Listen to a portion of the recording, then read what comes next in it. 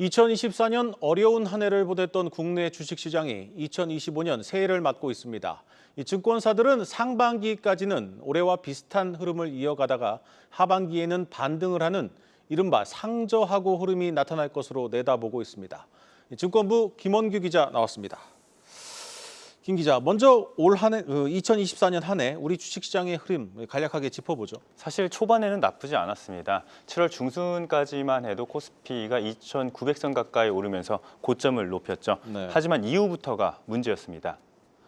이 엔캐리 트레이드 불안감이 극에 달했던 지난 8월 5일에 하루 만에 이제 8% 넘게 급락을 했죠. 2008년 10월 24일 글로벌 금융위기 기간이었는데 이후에 최대 낙폭이었습니다. 당시에 10% 넘게 하락했거든요. 그런데 이제 이후 또다시 트럼프 트레이드가 발목을 잡았습니다. 국내 주요 산업인 반도체와 완성차 업체가 좀 악재가 있을 것으로 시장이 반응을 했고요. 연말엔 계엄, 탄핵, 전국 등 정치 불확실성까지 더해지면서 증시를 짓눌렀습니다. 2024년 코스피는 연초 대비 8% 넘게 떨어진 2,400선에서 거래를 마쳤고요. 코스닥은 20% 넘게 하락하면서 상황은 더 심각했습니다. 네. 이로써 이들의 합산 시가총액은 310조 원이 증발을 했고요. 또 국내 증시의 부진은 해외 주요 지수와 비교해서 또 자세히 들여다보면 그런 게 더 두드러진 모습이었습니다. 미국의 나스닥, 그리고 S&P 500, 일본 니케이, 중국 상해종합지수 등이 14%에서 30% 정도 상승한 것과 대조적인 흐름이었습니다. 네, 주가가 하도 떨어지다 보니 이제는 가격 매력이 있다 이런 분석도 나오고 있습니다. 이 문제는 기업들 실적이 충분히 버텨주는 거 아니겠습니까? 맞습니다. 그런데 이제 기술적인 측면에선 상승할 수 있는 가능성이 있기는 하겠죠. 하지만 이 시장의 펀더멘털의 가장 기초가 되는 부분이 실적이잖아요. 근데 그 전망이 현재 녹록치는 않은 상황입니다.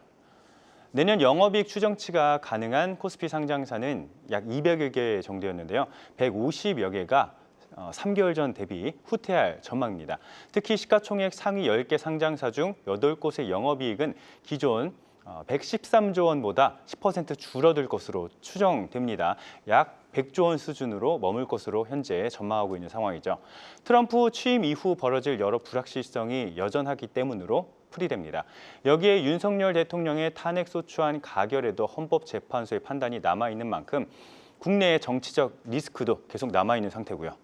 또 최상목 대통령 권한대행은 앞서서 수출 둔화와 내수 부진 장기화 등으로 내년 잠재 성장률이 2%에서 1%로 떨어질 수 있다고 경고했습니다. 네, 여러 상황들을 종합해보면 2025년 주식시장도 녹록치 않을 것으로 보입니다. 그렇다면 증권사들 전망은 어떻습니까? 현재 국내 주요 증권사 10개가 이제 코스피 예상 밴드를 좀 제시를 했는데요. 네. 최저 2,100포인트에서 최대 3,200포인트입니다. 격차가 무려 1,000포인트 이상인데요. 사실 예상 밴드 자체가 좀 무의미하겠죠. 네. 그만큼 보수적인 시각으로 접근해야 한다, 이런 이야기가 나오는 이유입니다. 때문에 전문가들은 2025년 상반기에는 경기 방어주, 배당주를 추천하고요. 하반기에는 금융, 제약바이오, AI 섹터를 유망 투자처로 꼽았습니다. 네. 특히 금융주는 주주 환원 정책과 안정적인 수익률 개선이 기대되고 있습니다. 그러면서 제약바이오주는 해외 기술 수출 성과와 경기 방어주로서의 매력이 부각될 것으로 보입니다. AI 섹터의 경우 글로벌 AI 데이터 센터 구축과 함께 미국 내 노후 전력망 교체 수요 등의 호재가 있기 때문입니다.